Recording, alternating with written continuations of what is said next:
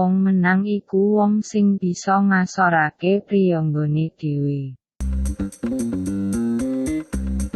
Aja dadi pengecut kaya upil sing umpetan ning ngisor meja.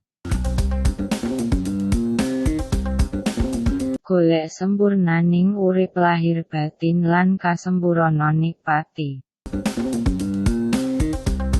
Wong pinter kalah karo wong bejo. Basa iku busananing bangsa. Sabar iku lire momot kuat nandhang sakehing coba lan pandadaraning ngaurip. Kawula mung saderma, mubah, musik kersaning Hyang Sukma. Pusaka ingkang paling sekti iku dudu tombak, pedang lan keris. Pusaka kang paling sekti ya iku dumunung ing jati diri.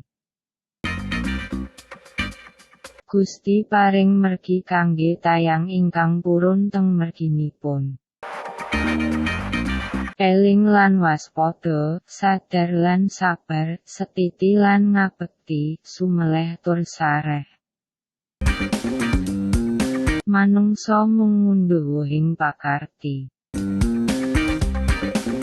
Yen kabeh wis ginaris nyata, aja nganti ana ati sing rumangsa sengsara narima pacaba.